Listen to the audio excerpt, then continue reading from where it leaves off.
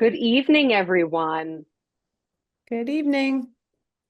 Happy first day of spring. Yay! Yay. Hi there, Linda. Hi, Terry. Hello. So good to see Oh, everybody. Cynthia, so good to see you. Yeah. Hi. Hi, everybody, my favorite people. Yeah. Right Hello. back at you. Right back at you. Hi, Crystal, Hi. Sephora. So good to see Hi. everybody. Ursula. Yes. Hi there, Shirley. Hi. Yeah, Oh, so good. Hi. everybody. Thank you for joining us. Always our Absolutely. favorite part of our day, right, Erin? When we get to see Oh, the it's the community. best. And we have a Yep. great topic for tonight. This is, Oh. I think we're going to do a lot of learning, some practice. We've got great speakers with us this evening. So we're all in for a treat. Yeah. And a topic that was very popular with our community, with over 200 registered. So we expect to have quite a lot on, as well as many that Yeah. will want to request to see this as a recording. So of course, you all know you can go to her library to see all of our recordings. We have this new network now. You noticed our new logos, Unite for Her Connect. We feel like we're our own TV station. So, we figured we brand it. We figured we brand it.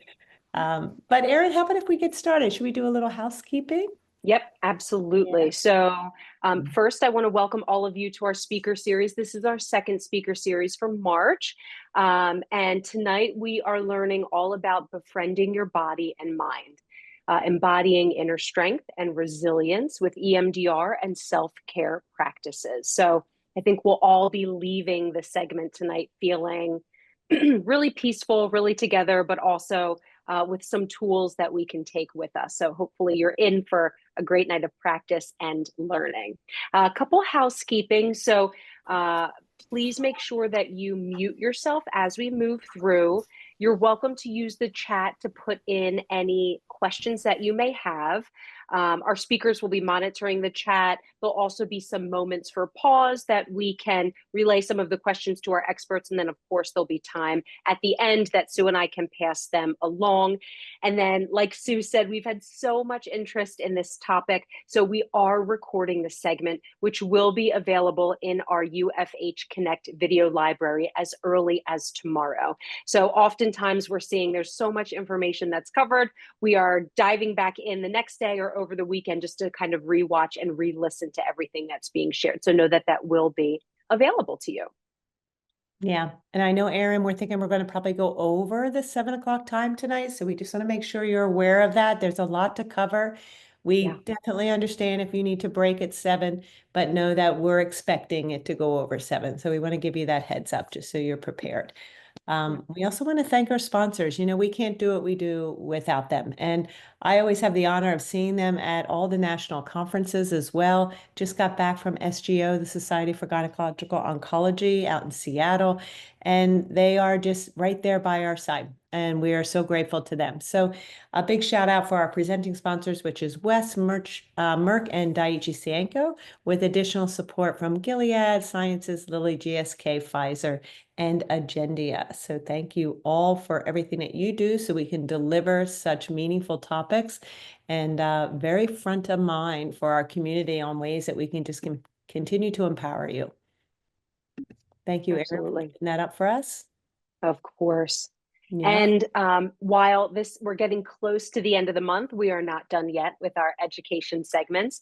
So first, hopefully you've been following along for National Nutrition Month. So this entire month of March, our dietitian team has been bringing you different segments and recipes and Instagram lives every Friday. So tomorrow we have our third Dear Dietitian. I'll be popping on Unite for Her's Instagram live at 10 a.m. answering 2 to 3 of our questions that have come in from our Unite for Her community. So if you happen to be perusing Instagram tomorrow morning, join me live. It'll be really fun. Less than 15 minutes, we'll be answering some of those Dear Dietitian questions that have come in, and we'll be doing that every Friday. So I'll be joined tomorrow. Catherine will be popping on next Friday to round out National Nutrition Month. And then we do have one more education segment taking place next week. So we have our Ask the Experts. So March 27th, 1 p.m. Eastern Time, we are welcoming back Dr. David Light, and he is talking all about breast implant care and safety. So answering those common questions that he hears from his patients, as well as many of the questions that have come in from our Unite for Her community. There's still plenty of time for you to submit your own questions to Dr. Light. So again, that'll be next week, March 27th at 1 p.m. Eastern Time, streaming live on Facebook.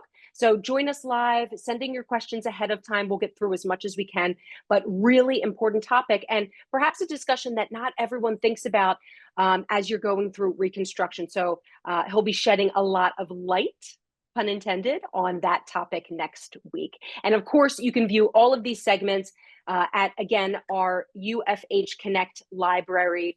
And if you go to uniteforher.org/UFH Connect, Sue, pop that in the chat, you can access all of that. Oh, wonderful. And I have to do a shout out for the Dear Dietitian team, because that team is very dear to us and it is so popular. And the nutrition program that we have is just top notch. We keep seeing such incredible response from our community. So we keep giving you more and more empowerment and more segments that you can really lean into. So take advantage of that and know that we have 4 incredible dietitians that are always there ready to serve you in any way that they can. Yeah. With so many on tonight, I would love to know where everybody's coming in from. It's always good. Pop it in the chat. Get used to, using that chat when you're ready. And then we're ready to bring on our guest. Yeah. I would love that. Yep, absolutely. We'll bring them on. All right. How about if we start? We're going to start with Kara. Kara Dixon actually is one of our professional providers. We love having Kara. She's been an incredible partner. She is an EMDR. Oh, tell me that again. EMDR, thank you, certified therapist and consultant. She is the Chief Executive Officer of Growth Minded Counseling and Consulting, and recently founded Root to Branch, which I had the opportunity to see come to life, a nonprofit organization that works to provide EMDR to underserved population. She specializes in complex trauma and attachment. And then Erin will bring Celia. Yeah, we're so excited to have Celia Grand being our presenter this evening. So she is an EMDR certified therapist, an EMDR consultant, and past EMDRIA board member. She specializes in complex PTSD integrating body-oriented psychotherapy, ego state psychotherapy with attention to attachment, and neuroscience underpinnings to healing trauma. She has been a facilitator with the EMDR Institute since 1999 and has taught neuroscience workshops and sensory motor psychotherapy. So we are so grateful to have both of our guests here with us this evening, Kara Dixon and Celia Grand. Welcome to both of you. Thank you for being here. Thank you for having us. Thank you. Yes, thank you both. Yeah. All right, people are still pouring in, Celia. They're still pouring in, but we're going to get started. Oh, this is awesome. A lot to cover. Yeah. All right, Celia, floor's all yours. Okay, so let me grab my, yeah, here we go. Looks great. Great. So welcome, everybody. I am really honored to be able to do this. I love sharing my knowledge and to help people who go through difficult life situations, how they can support themselves, and what kind of treatments can help you as you endure illness or trauma. So we're going to get started. And I'm just going to move my people here. Okay. So the journey is a process. The journey is our overall life. And that when life happens, certain things happen to us and they have an impact. And it's not all of us, but it's parts of our lives that we have to deal with. And what I say to my clients that life changes us. It's supposed to. Your relationship with life is how you respond to what's occurring to you. And there's impact. The journey can be beautiful and wonderful, and we have all these wonderful memories, and the journey can have really hard moments. And so today I'm going to really talk about the impact of cancer. I'm also going to kind of guide you into thinking or believing and embodying your superpowers, that we all have a greater, higher sense of self that can come, that we can access and come to us in our time of need. And it's a very internal process. And some of you may know that it's hard to talk to other people about things. They don't really understand, or they want to give you advice. And sometimes we just need to get quiet inside ourselves and help ourselves get through certain moments that are part of the process, that's part of the journey. And I did a very deep dive in my life after having some trauma where I spent 10 years sitting on the cushion, I call it, where I did a deep meditation practice and qigong practice. And so the practices that I offer you are ones that I have done myself. And at the end, attached to this is a little manual that I created of self support skills that are going to be available to you. I don't know if you want to put them in the chat or you're going to send them in an email, but Erin will give those to you. And so those practices are things that you can do for yourself when you need to have some self-support. So the journey. Cancer survivors often experience a range of physical, emotional, and mental symptoms, some that persist even after the treatment has ended. And that is also indicative of trauma. And I'm going to unpack that a little bit more as we go along. But first, I want to talk about the impact of cancer. Cancer can have an impact on your physical, your emotional, your psychological, and your spiritual sense of self.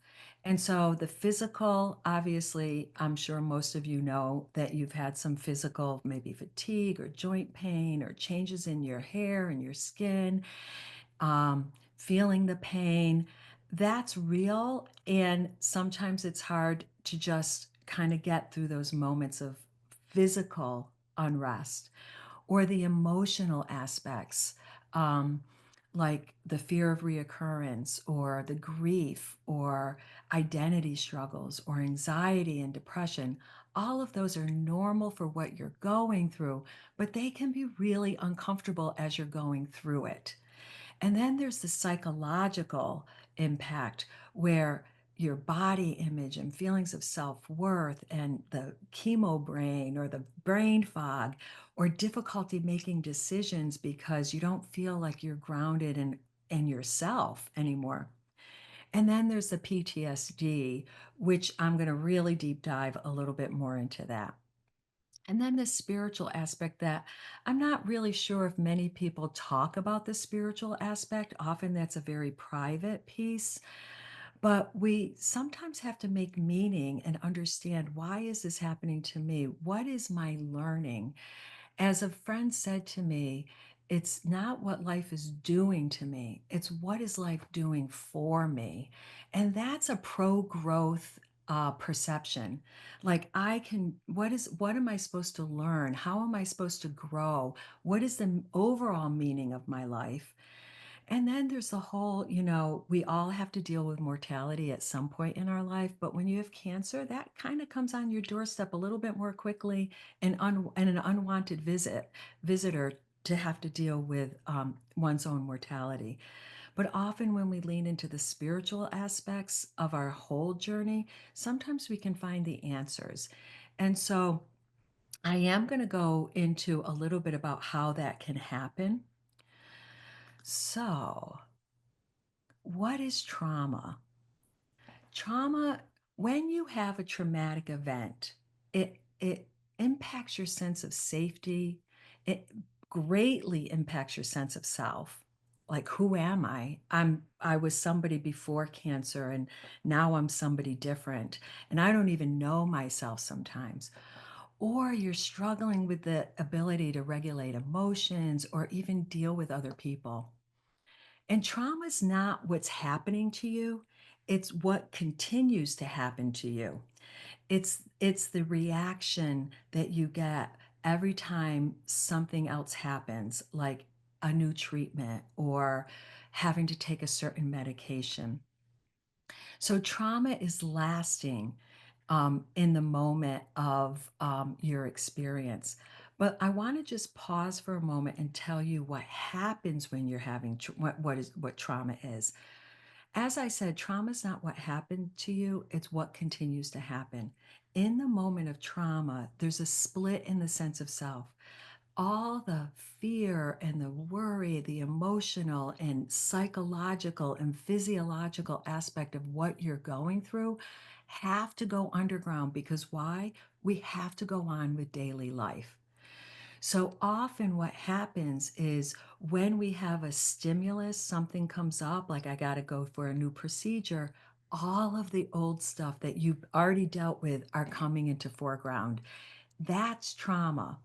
It's not going for the new procedure, it's what's getting kicked up. And we talk about that in terms of reliving trauma. Traumatic resolve, when you're not experiencing trauma, it's not like you're not going to remember what happened to you. You're just, you're going to remember, but not, I'm sorry. It's not that you're going to relive what happened to you, like that's what happens. You're going to remember what happened to you. That's the resolve of trauma, meaning you can remember, you can go to new procedures, and you're not having that impact.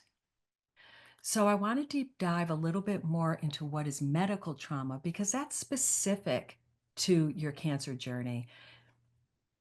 Often the clients that I've worked with that have had to endure a cancer journey, they feel the assault on their mind, body, and spirit. So the psychological and emotional distress, the unknowing, the invasive treatments, not knowing how it's gonna, what the outcome is gonna be, or hospital stays, which are often very pleasant, or just the uncertainty of what this means for me. And there's a lot of fear and distress. And so medical trauma can lead to lots of different emotions, anxiety, depression, and really a heightened sense of vulnerability and disembodiment. So the whole workshop today is about becoming embodied. So if you have a trauma and you go, oh my God, my body is the place of assault. I don't want to be in my body. I want to be out of my body. So this is about how do we disembody? It's not a conscious piece. It's because we have a shock. When you got your diagnosis, you were shocked. Everybody's shocked. And then the treatment can have little pockets of shock. And then there's the why me? Why do I have to endure this? So then with shock comes fear or sometimes other emotions, guilt, depression. But fear is usually like the anchor where you feel like you have no control. Um, your mortality is challenged. And so fear becomes sort of a natural way that you're kind of moving through it. And it's not a way to live. And so today, what I'm inviting you to participate and understand and maybe be encouraged to take a self-love action plan.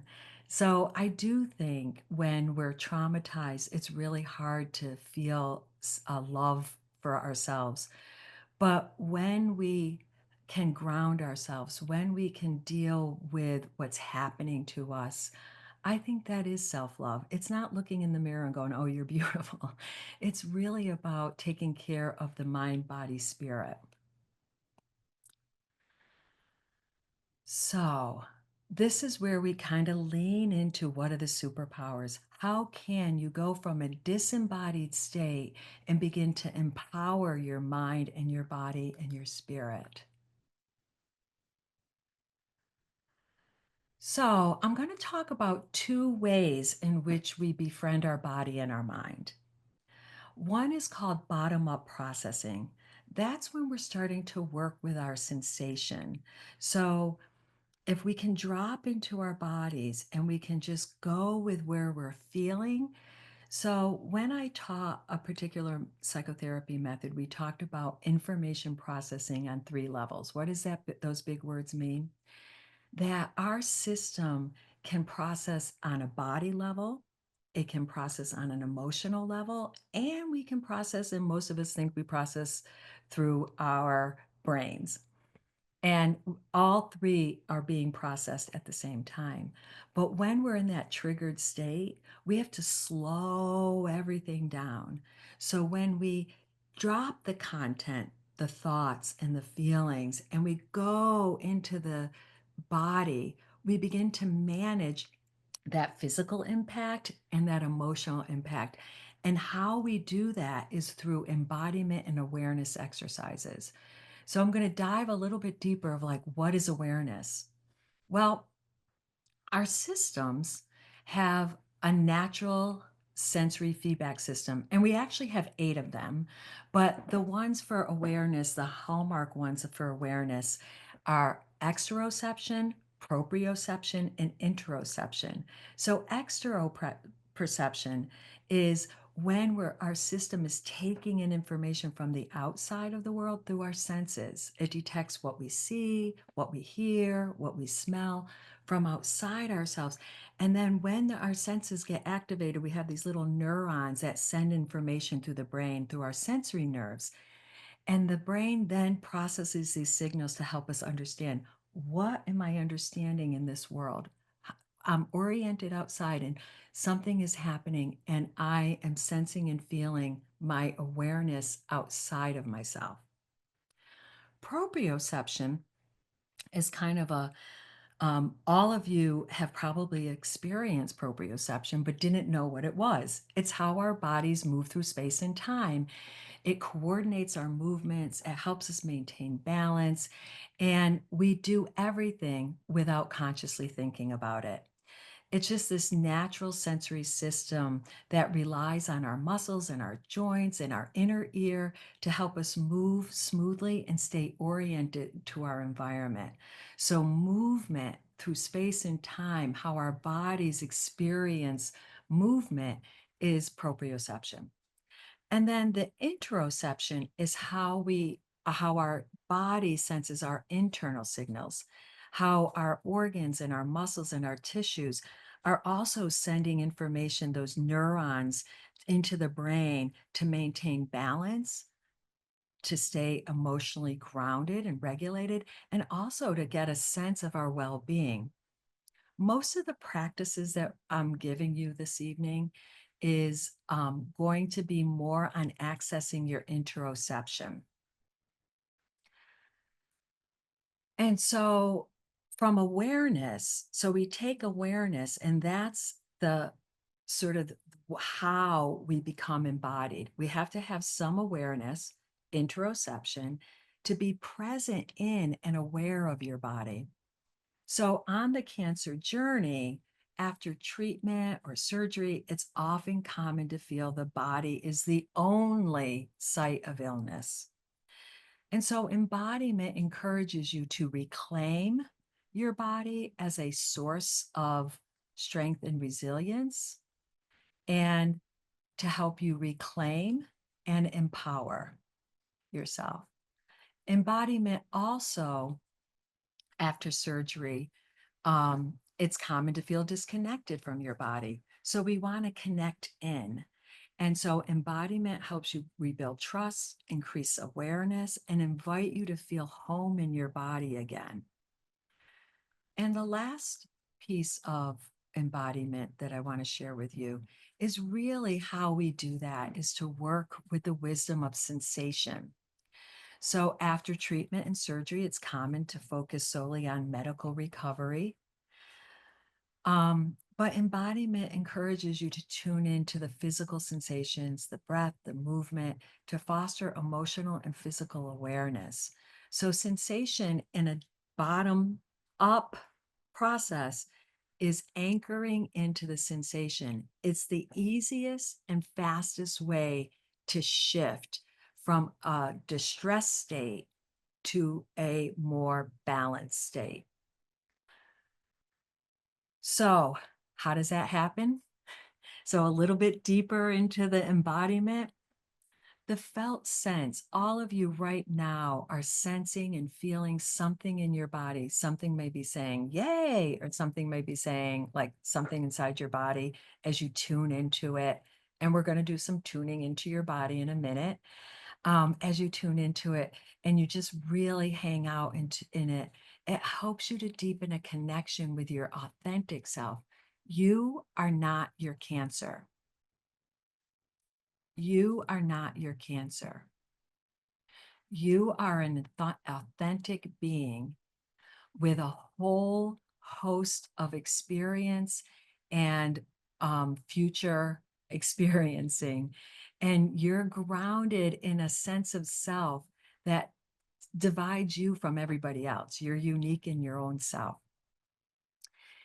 And when we land in our authentic self, who we really are, sometimes we never even tell people who we are. We have a mask or we present ourselves in a certain way.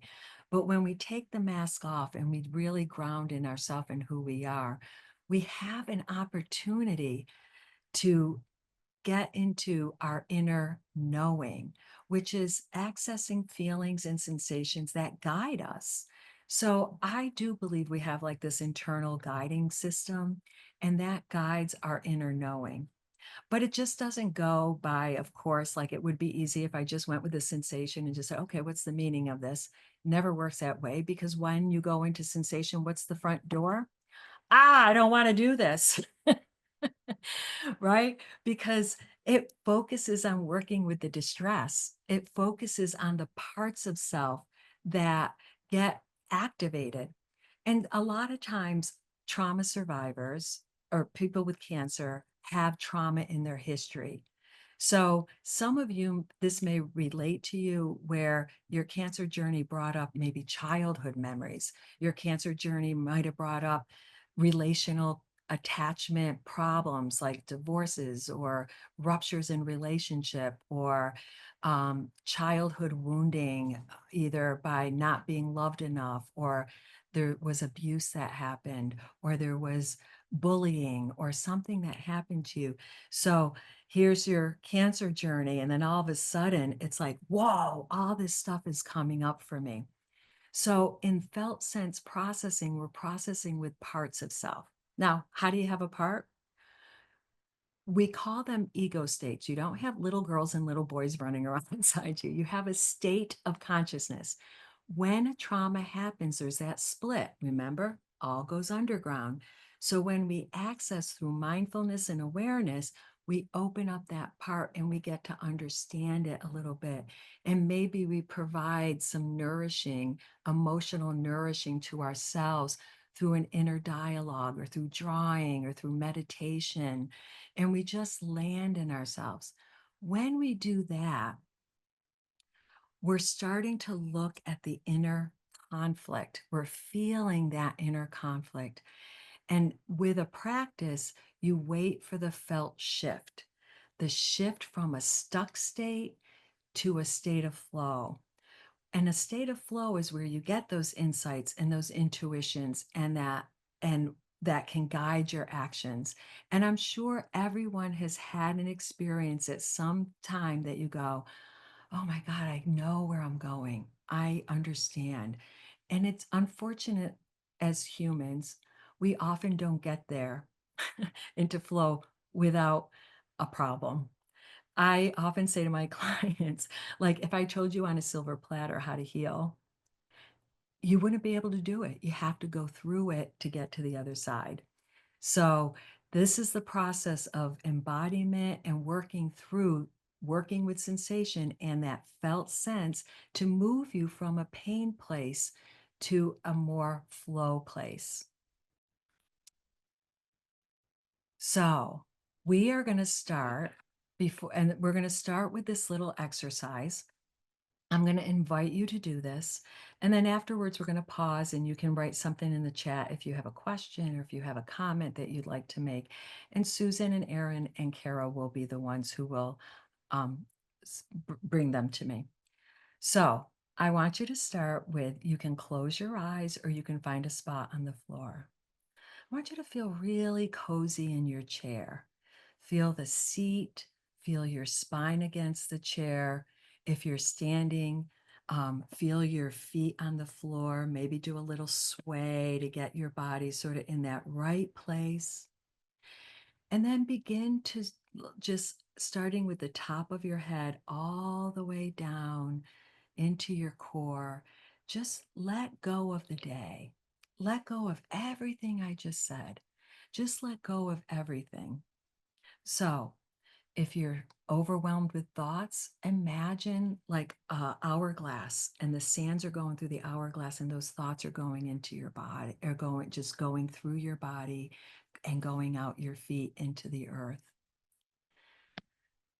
Let go of any feelings that are coming up or any other body sensation. Almost like get a clear path. I'm going to give you a moment or two to just land inside yourself. And a really nice way to support yourself is through 3 deep breaths. So I'm going to invite you to breathe. And as you breathe, open up your chest and expand the chest. And then as you exhale, you're letting go, you're softening your core, you're releasing. So breathe in again, open and expand, and exhale, release, soften, let go. One last time, open, expand, release, let go, soften. And now just go back to natural breathing. So now I want you to, if everybody is sort of in this grounded space, I'm going to invite you to think of a situation that's causing you some angst. It could be something around your medical treatment or messages you got about your body or your treatment or your journey. It could be a relational thing. I want you to think about something that's about, on a scale of 0 to 10, maybe about a 4 or 5, but no more. Not the biggest worry you got right now, not the biggest problem you have in your life, but something distressing enough that it brings up some stuff for you. And now I want you to take that thought, and I want you to, like that sands in the hourglass, just drop it into your body and just see, as you bring up the thought, the feeling, the body sensation, drop it in to one localized spot in your body. I'm going to give you a moment to just do that. So taking your time, letting your thoughts, your feelings drop into your body. It's going to be uncomfortable for a few minutes. And I want you to expand it, deepen into that sensation, just a tiny bit. And I want you just to sort of get an imprint of that. Take a deep breath, let it go. Now, with that body scan, I want you to imagine you can go through your body and find a neutral place or an interesting place, or maybe even a pleasurable place. Now, sometimes when I work with my clients, they say there's no neutral. So a hair follicle, an earlobe, a toenail. I want you to find a spot that's neutral, interesting, or pleasurable. And I'm going to give you a moment to land in that.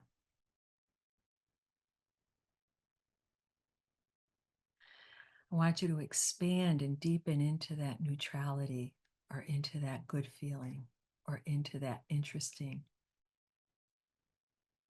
curiosity. And now, starting from that neutral place, I want you to bring your mindful attention and awareness to the neutral place. Now go to the stress place, where your body was holding the stress, the first place. And now go back to the neutral place. Take a breath, let it go. What do you notice? Just track that. Now start with the neutral place again. Go to the distress place, go back to the neutral place, go to the stress place, go back to the neutral place. Take a breath. Let it go. What do you notice? Some people at this stage start to feel a little calmer, or that stress place becomes more diffused. Just notice, take notice of what's happening. And now I want you to start with your neutral place. Go to your stress place. Go back to your neutral place. Go to your stress place. Go back to your neutral place. Go back to your stress place. Now go back to your neutral place. Take a breath. Notice. And now, what are you noticing? Are you calmer? Are you more grounded? Do you feel more stable as you think about that issue that we started with? And on a scale of 0 to 10, where's that issue now? So if you're down around a 2 or a 3, I want you just to go back and forth without my guidance until you get down to a 0 and it feels neutral. So starting with the neutral, going to the distress, going back to the neutral, distress, keep going back and forth, back and forth, back and forth, till you get to a 0.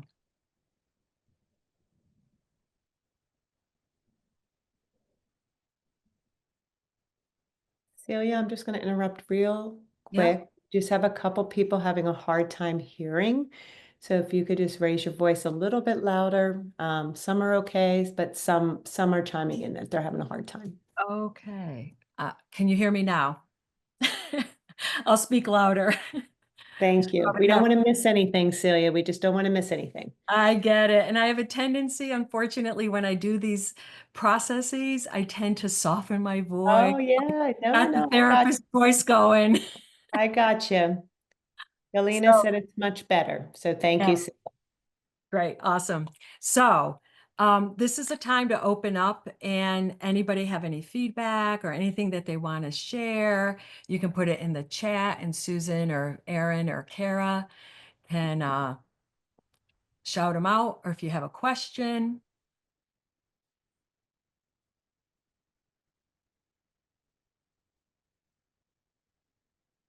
Anything coming up in the chat? Okay. Nothing yet. I didn't hear that. So I should move on? Yeah, I We've- think we're good. Okay, Yeah. great. So the next layer, so remember I said there was bottom-up processing, and now there's top-down processing. And this is a way to befriend your body and your mind as well. So now we work with your mind, and remember that impact from the beginning. We're managing the psychological and spiritual impact. And we do that with tools of meditation and moving energy. Some people call it Qigong, or Tai Chi is moving energy. And so we're going to be working with your mind. So how do you work with your mind? Whoops, let me get this out of the way.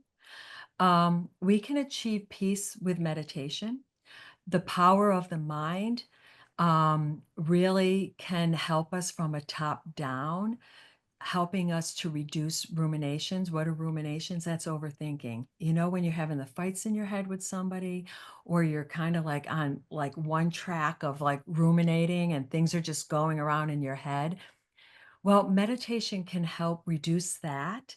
It can foster more awareness, and it can detach us from those negative thoughts and those feelings, and can refocus our attention on the present moment. Sometimes in our healing, we have to go moment to moment. Sometimes we can't achieve the end in mind from a big leap.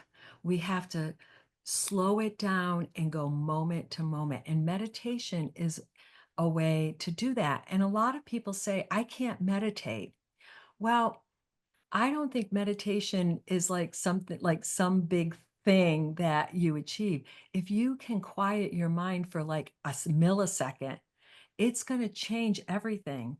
When there's a pause in the rumination or the negative thoughts, it gives the opportunity for new information, for that authentic self, for that inner knowing or intuition to come forth. So there's something on the other side as you work towards that one moment of peace. The other way is through moving energy. And when we move energy, that's like in a Qigong, that's when it's meditation in action and you actually feel your body, you feel your energy. And we cultivate and move energy with intention.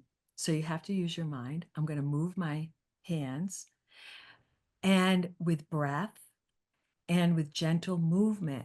And that helps us promote a sense of balance, a sense of release, emotional well-being, and spiritual healing.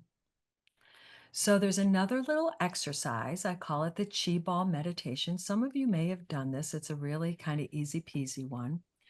But again, I'm going to invite you to land in your chair. Stay with your body, stay with your breath. So feel your spine, feel your seat, feel yourself dropping into yourself.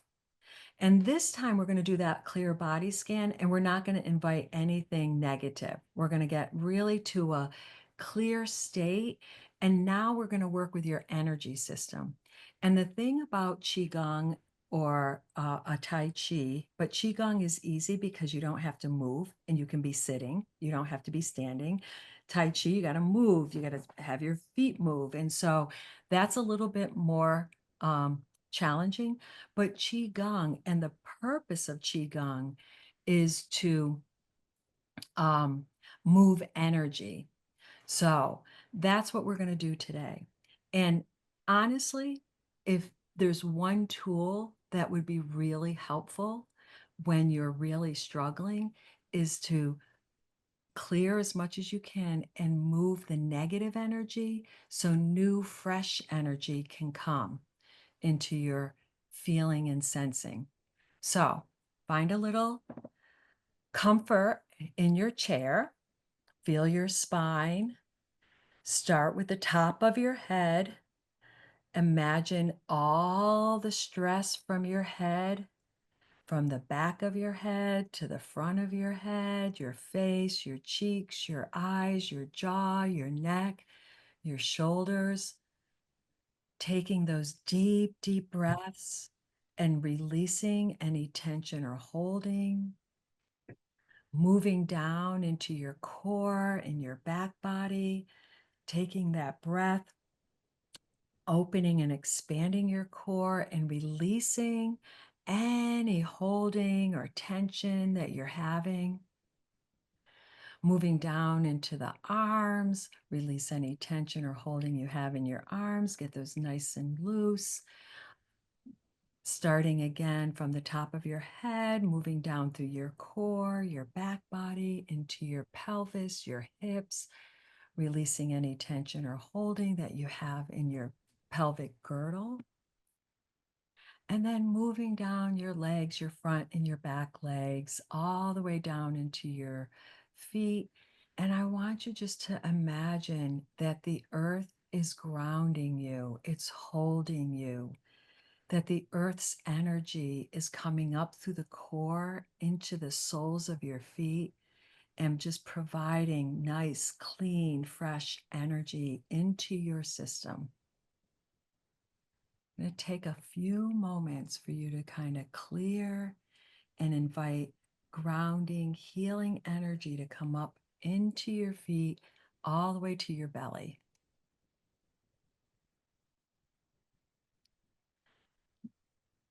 Now, I want you to take your hands and I want you to bring them together in a little prayer hand like this. And then just start to feel any warmth or tingling or energy between the palms of your hand. And then slowly, as they warm up or you feel a sensation, a tingling, I want you to begin to bring your hands apart. Take your hands apart, but feel like as you do that, that you feel like almost like a magnetic force in between the palms of your hand. So bringing them out, and then I just want you to play with it. Feel that magnetic force, and then bring your hands out. and then bring them in. And you can go on the diagonal. And then you can go on the other side. But just the key here is to feel that sort of magnetic force or tingling. That's your energy system. And so feel the energy between your hands. Let them expand. And then you can bring it out far. You can bring it back in. Bring it out far. Bring it back in. Bring it out far. Bring it back in. And then just play with it. Just feel it. Just take a couple moments just to feel your own energy. And we're going to build it. I want you to build it. So as you build energy, you might start to see your fingers start to like tremble a little bit. That's really normal. It's sort of like everything is turning on. So feel that energy ball. And then you can kind of turn your energy ball and feel it from different angles and feel the energy moving. And I'm not going to take more time on this because we got other things to do. But this is, when you do this at home, you can do this laying down, you can do this in your bed, you can do this on the couch, you can do this if you're sitting getting an infusion, and get that energy. And then once the energy is built, what part of your body needs the most energy? So I'm saying to myself, my heart needs energy. So I'm going to take that energy ball, I'm going to bring it right into my heart. So find out where in your body it needs energy and bring your hands to that part of your body. And notice what happens to that part of your body as it begins to take in energy. And so just notice thoughts, feelings, inner body sensation, what happens when I bring energy into a place that needs energy. So you can take a couple deep breaths. As you notice, these are very simple. They can be a 2-second resource, or you can do it for 10, 15 minutes. The chi ball, the longer you do it, the more energy you're going to build, and then you can bring it back into your body. You can bring it up again and go to another part of your body. So this one is really a good healer. So any questions in the chat, any responses? Carmen did say she felt the tingling in her fingers. So definitely feeling that energy. Awesome. Great. Hopefully people felt some energy, or a lot of times the tingling then comes into that feeling of that magnetic force between your palms. Yeah. Okay. So what is EMDR? So the things that we did already, and I'm going to come back to the self-support skills and kind of go through some other things, not experientially, not today, but point you to some things that might be helpful for you. But EMDR is a psychotherapy treatment. So you can't do this one by yourself. This is going to a therapist and them helping you unpack what is kind of caught in your brain.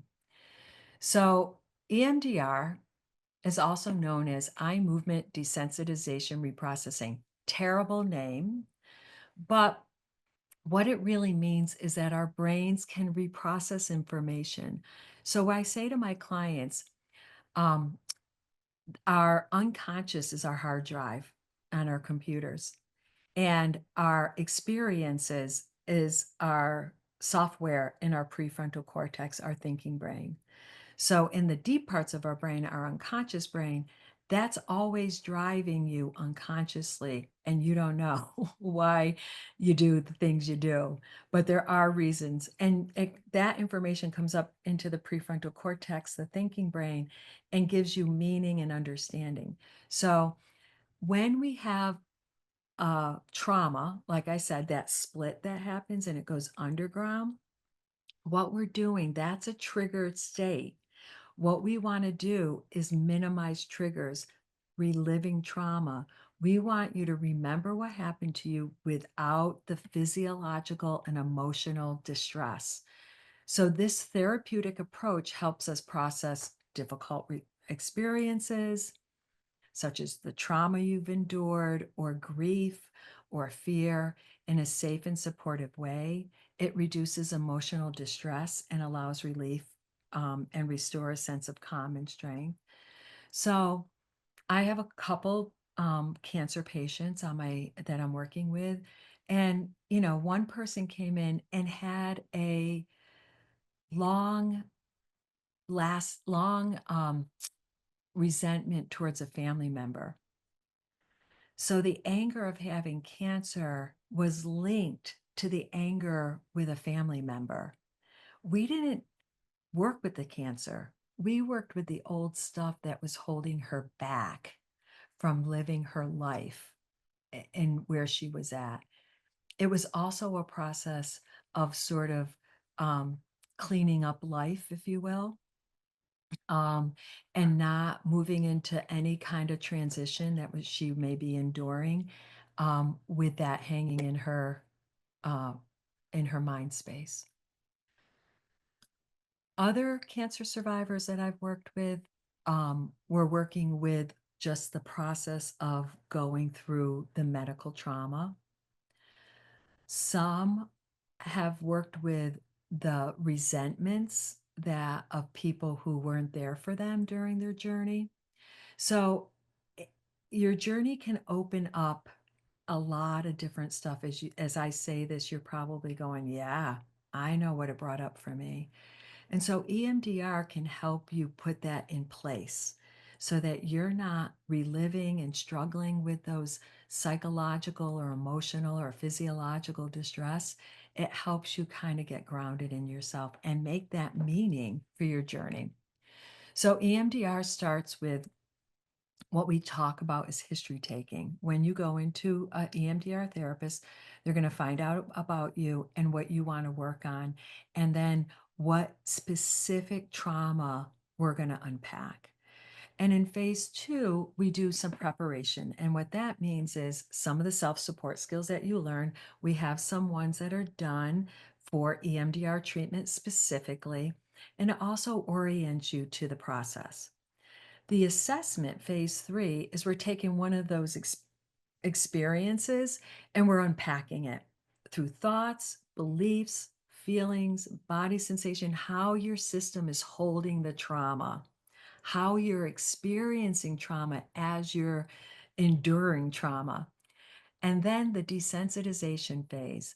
What we do when trauma happens, when you have that split is called state-specific memory. It's memory at the time.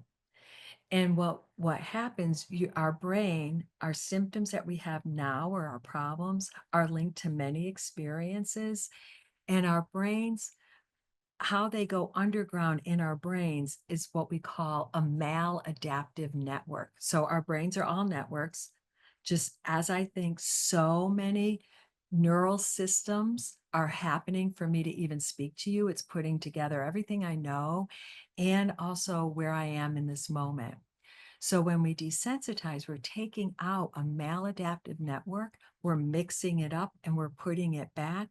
We're taking it out, we're mixing it up, we're putting it back. And we do that until we feel a sense of resolve.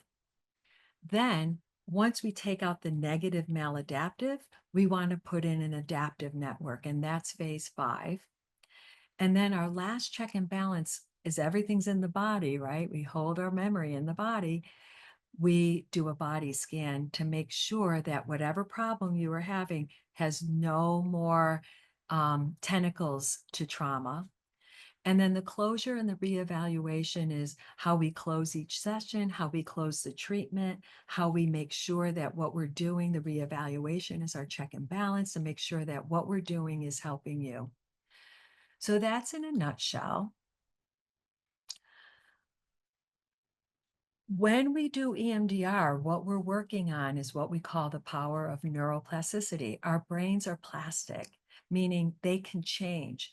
And neural pathways, all of those neurons running around, are our connections between the our connections of neurons in the brain.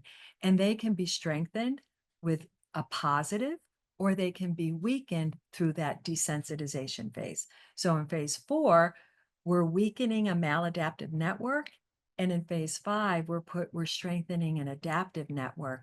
And neuroplasticity is the process in which we say that's how change happens in the brain. And as we change in the brain, we're rewiring. It's really, our brains are amazing.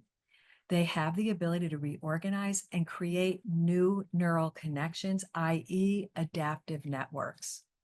And lastly, when we work out our pain and find it that neutral place, and our authentic self can get on board, and we can be guided by our whole self, our authentic self, through our intuitions and insights, that's brain resiliency.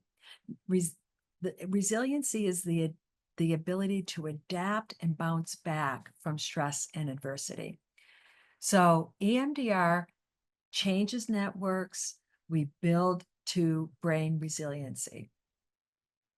In your handout, I'm not going to go over this. This is a little, I just wanted to kind of bring it up, that this is a handout, part of a handout that is in the handout that tells you what's different about EMDR, what is EMDR. And on the second page, it kind of goes through a session, what you can expect and what the overall treatment is. So instead of like taking a lot of time and going through it all, I just found this and I put it on into your packet. So now I want to bring back Kara, because, and just a little context around this. Kara has this beautiful practice of really phenomenal therapists who have decided that they want to help specific populations who might not be able to access care. So I'm going to have Kara talk about the continuum of care and the root to branch care model. So Kara? Yeah, so hello everybody. It's nice to be here tonight. One of the things that we have noticed is that EMDR is so effective at alleviating psychological distress that comes from negative life events, and that it's not always as accessible to or within reach for a lot of people. So our passion has been and why we developed Root to Branch is to be able to try to get this treatment to more people. So community partners, we've been partnered with Unite for Her for several years, and it's been a really great partnership. Unite for Her is one of other community partners that we have that we're linking arms with and working to create ways to do EMDR in a shorter term model. And we've been able to see a lot of significant results in this. This image represents a continuum. So between the community partners that are able to reach out and create resources on the front end, we've been able to, the EMDR sort of rests within this 12-session model. We can provide treatment, and then we also link to aftercare and resources. So we're continuing to build this out and create more ways to provide this care to all of you and to others in our community.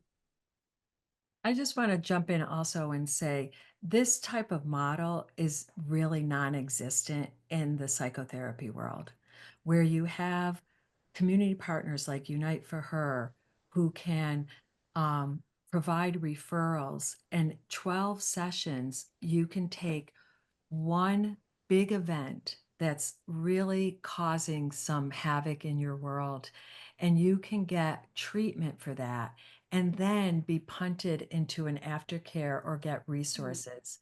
So this is a sort of a critical care model. It's not like your whole lifelong trauma model, because for people to have access, this model is like helping people in a crisis coming through to the other end and having free care in that crisis. And I don't even know, even, our health system has been so dismantled that we don't have a continuum of care. So this model is like unbelievable for what Root to Branches is offering. Kara, did you want to say anything else before we move on? Just something came up in the chat, just that it's sometimes hard to find EMDR and it's difficult to afford. And those are the problem areas that we're really leaning into as providers, to see how we can make this more accessible. And so Unite for Her, even the speaker series is really opening up an opportunity to learn about it. And I know Unite for Her has other things that they're doing to kind of build out resource. And again, we're at Root to Branch also trying to get the treatment out there to everybody more accessibly. So we'll continue to keep you posted. And I'm going to talk a little bit about where you can find an EMDR therapist. And in your packet, there's a couple links that you can explore and find a therapist in your area. Affordability, yes, it's a problem. That's the beauty of the Root to Branch care model, because this is the only model I know that's offering free care. But we have to limit to 12 sessions so that more people can get it. So we can't do like full comprehensive care, like your whole life story. But we can get you out of the rabbit hole pretty quickly and get you into aftercare. So that the aftercare, again, that's something that's non-existent, where Kara has care partners on the other end able to take on people in a longer term treatment model. I think, Anything? Celia, if I could jump in too, and Kara, and you can help me out here. What Kara said is true. Like, we're offering all of this education on Zoom. So we actually are going to be doing a 6-week session coming up. Please keep your eyes out for that. It's going to be virtual. So that way it's accessible, it's free, it's continuous. So you can actually build upon it week after week. That was a way that we felt like we could get to everyone across the nation that was accessible. And then, of course, if you have an active passport and you are in our serving area in person, right? In person, that would be like that Philadelphia area, New Jersey, parts of Delaware. Kara, I know that you offer some of this in person as well. Yes. And then if you have an active passport that is national, right? We do a lot of virtual telehealth type of treatments. Kara, that's where I'm a little stuck. And if you can jump in, is this something that your team can offer virtually to our passport holders? You're saying outside of our state? Outside of our state, yeah. Doing telehealth, yeah. So we do have restrictions just in terms of therapy, offering it out of our state. We are licensed in a couple other states, but see, like Celia had mentioned, so we're a bit limited with the way things are right now. Great. Okay. I They're just want to make changing sure I'm that giving the soon. right. They should be Yeah. changing that soon, but Celia will share a great resource that everybody can look up, EMDR therapists, and there may be some in your area, but yeah, I don't know if in terms of like Perfect. participating. Yeah, I'm very excited about what we're doing, Sue, together, and then just to brainstorm ways to get more. Yeah, resource I out think there. that was why we created the 6-week session too, just to get more education out there. And then I saw someone in the chat say her insurance did cover it. So please look into it. Like, say, give you a list and, look into it, your area, and see what area you're from. But no, if you want to just ping us and send us an email and just say, hey, I had a question about this, Karen and Celia are right at our fingertips. So if we don't know the answer, we'll ask them if they can direct you best. But at least we can start getting information to you. And if you have insurance, insurance will cover this. So if you have insurance, it's the non-insurance people that end up without care. Amazing, amazing. Okay. And also, part of the program here is to help you be able to have some self-support so that you can help yourself. If you end up in a EMDR therapy experience, only your self-support skills will only help you actually be able to process faster. So the more you can do outside of doing EMDR, the better you're gonna go through the process. Yeah. So I got a couple more slides and then we can open it up. The practices, that's what I'm gonna just kind of, this is your packet coming up that you'll all have. Practices help build the brain resilience through mindful practices, meditation, deep breathing, and it's all to help reduce the stress, reduce stress, and allow your body, your brain, and your body to heal. Whoops. So the practices we did today were pendulation and the chi ball, and those were for those impacts of spirit and physical. I'm just going to talk about these last two because I think these are really effective ones. The AM and PM review and the drawing journal are two separate ones. The morning and evening review is if you want to have a state of consciousness that you want to go through your day, say like be calm, then you, before you get out of bed in the morning, you embody calm. You visualize yourself going through the day calm, get up, don't think about it. In the evening, before you go to bed, pinky promise, no judgment. Won't work if you judge yourself. You're reviewing your day. Where did you have calm? What made it easy for you to be calm? Where were you not calm? And how could you have handled it differently? So the morning is about setting an intention. The evening is about increasing awareness. Very effective. It's one of my number one prescriptions for all my clients is to learn how to embody, have intention, and embody and have awareness. The second one, drawing journal, is really fascinating. That one works on your right brain and it works through creativity and it helps unearth those unconscious things. So very easy peasy, whatever palette you want, markers, crayons, paints, watercolor, a paper, blank paper, big, small, whatever works for you. And then you're going to just ground inside yourself. And then you're going to look at your palette and you're going to just put, how does red want to go on the paper? How does yellow want to go on the paper? How does blue want to go on the paper? And you're just doing that for 15 minutes. And as that happens, you're in your body, you're moving energy, words start to come, ideas start to come. It's not, I got to draw a house and a family. It's not that. It's working with your unconscious and seeing what emerges. And if you know what a Rorschach is, it's, those ink blots that you see like, movies and where psychological testing, it's kind of like a Rorschach. It's going to help you know where you are at a particular moment in time. And then if you do about 7 days, it's going to create a story. If you ask a question, do this, you're going to answer your question at the end of the 7 days. So both of those have in your packet some instruction. The healing mantra I really love. You know those ruminations I was talking about? Those are the stories you tell yourself. One is called Change the Track.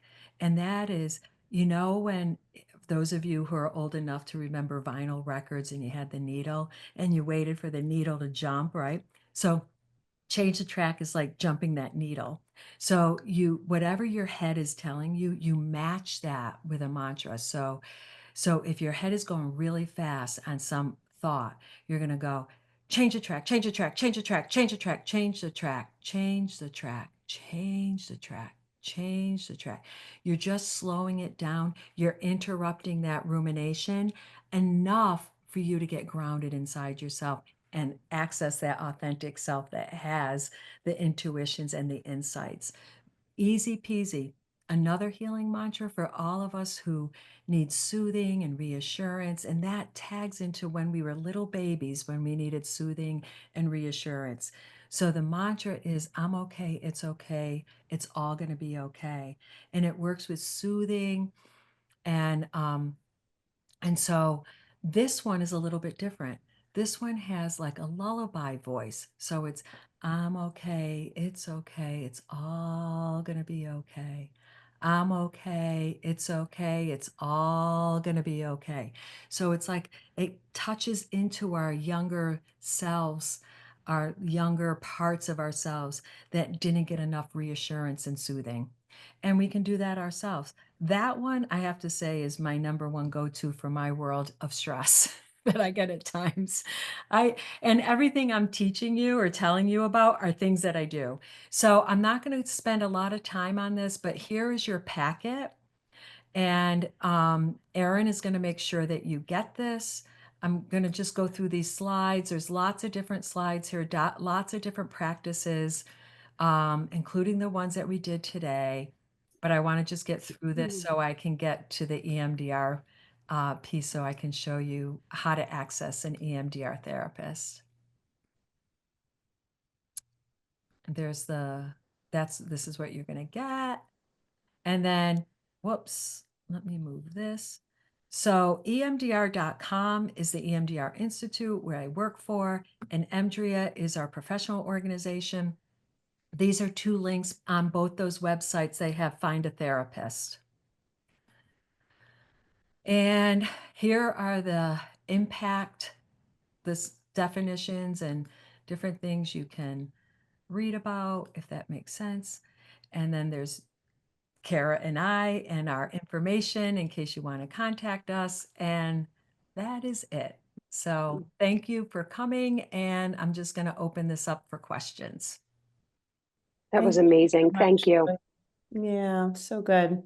We heard a lot of people commenting on how much that they've actually tried it and it worked for them. I had a dear friend of mine actually text me today because she saw that we were going to be having you present and just said how valuable it was for her. And it was through childhood. Like it was something that she brought out, and she's my age now, right? In her 60s, and just felt like, wow, it was really valuable. And I've heard it over and over again. You have to be ready for it, right? Celia, you have to be ready for it. It's not something to go into lightly. I just want to make sure all of our community knows that you're really diving into some trauma. And we can open it up to questions at this point if anybody has anything they want to say or have a question. You know, we had a comment early on after your first practice, Celia, because I think, you know, we're all trying to do things right and we're trying to do it right, essentially. So we had, hold on, let me scroll up a little bit in the chat to find where it was. I wanted to make sure that we touched on it. Bear with me one second. Oh, yes. So after your first practice, we had a member saying she was having trouble going from one to another so quickly. Maybe it's sort of that, am I trying too hard? So I think just a little bit of reassurance, right? Because like I said, we're all trying to do it right our first time around, maybe. Yeah, so let me speak to that. When I do this with clients, I go to your neutral place. Tell me when you get there. Oh. Now go to your distress and tell me when you get there. Hard to do in a group setting like this when I'm not seeing anybody. Yeah. Oh, Yeah. and also I was mindful of your time, so I kind of went fast, but no, it starts slow. Yeah. And then when you're distressed, you go neutral to distress. That's usually slower in the beginning, but it's like weightlifting, right? The more that you do that, your body starts to calm. Now you can go faster. So Great. slow it down in the beginning, and then that movement from neutral to stress to neutral. Often the other thing too, and I would suggest that you do this, don't say distress neutral, say toenail heart. But again, Oh, I couldn't give that direction. Like, because then, oh, my neutral place is in my earlobe. It's not my toenail. So yeah. hard to do, especially not seeing anybody. So when I have the PowerPoint up. So yeah, so slow it down. And there's on all of these practices, there's no right. It's only learning. That's it. Yeah, It's only I learning. love it. I love that. And it's really good to know that, yeah, the timing is different for everyone and there's no right or wrong. So thank you for that. Yeah. And I'm glad you gave us examples. I don't think I would have gone to my toenail, Celia. I'm Well, glad you a gave lot me of- an example because I did go to my toenail because I'm like, oh, that's a perfect one. Yeah. That's a neutral one, right? And I don't think I would have done that. We tend to look at our big body parts, right? And it's from experience because clients go, there's no place that has distress that doesn't have distress because they are thinking big body parts. So that's why eyelash, hair follicle, earlobe, toenail, nose hair. No, you can't tell me there's stress in your nose hair. No way. Yeah. So, there's always something neutral in us. But when we're feeling it, it feels so generalized and all embodied. That's why we got to find those little spaces. We had someone feel like it helped channel their pain to their back. It really helped. Can you elaborate on that? Actually, I think pendulation works the best on pain because pain, you're going to feel something or you're not. You're going to have the biggest impact of a relief if you can find that neutral place. And also, pain, the interesting thing about pain is that we have pain receptors all through our body and in our tissues. And it might not be the source of pain, it might be what we call referred pain. So it's real, but it's also not real. If you, right? You feel it, but where you are feeling it may not be a source of pain. It might be somewhere else. So, like, for example, I had a knee injury and I went and got a massage, and the guy said, it's in your hip, right? The pain was in my hip, but showed up in my knee. And I thought I had a knee injury, but I actually had a hip injury, referred pain. So when we work with pain and we find different places, we're also rewiring that brain to say, where really is the pain? Because it's not all over, right? And so those Hmm. pain receptors can then start to get neutralized. Any other Amazing. questions? A lot of good comments, Celia. Just the best So many. presentation yet ever. Yeah. Oh, thank Very good. you. Always learning something new and just wanting to try some of these practices. I think you gave us 4 different approaches, which were really valuable because what works for one might not lean in for somebody else to do. So it's nice to be able to have some choice to get you started. Yeah. Yeah, and there's actually around 9 or 10 practices in that handout. Right. So there's something for everybody. Excellent. And this is something, we did have the question come through. Is this something that can be done in a group setting? But usually EMDR is a one-on-one progressive. Is Well, that correct? Or could it be group? well, there are some so the woman who started EMDR was like at that time, everything was like behaviorally, so we call them protocols. So typically you're one-on-one, but we have learned through the years, and this particular method was born, if you will, in 1989. And so through the years, there have been earthquakes, natural disasters, mass whatevers, right? And what we found was to have impact on a community, there are some protocols for groups, but they're kind of like with me saying to you guys, like, sit in your chair and pendulate back and forth. And you're like, some of you are fast and some of you are slow. So it's kind of like hard to, it's doable in a group, but it's usually a group surrounded about one topic. It's not everybody having a different topic, and it's usually around like they it started with I think there was a natural disaster in South America at some point, and that person were working with little kids and did a group protocol, and then that got expanded. So it's really more for like community critical care are the group protocols. That makes sense. Mhm. Great. Any other questions? Just, we will be sharing all of this with in our follow-up email tomorrow. You absolutely can share the link to our video recording in our library. It is open to the public. So I think this is a topic that is of interest to so many of us for so many reasons. So yeah, please feel free to share, and I will include Celia's handout with that recording link as well. So be on the lookout in your email tomorrow for that. So all of this will be shared. And I did pop the links to the 2 websites that were shared on Celia's slide in the chat as well, just so if anyone wants to click on them this evening, they're available in the chat. So that's all ready for you. So I want to thank you for having me. It was really a joy and a pleasure to be able to share this information.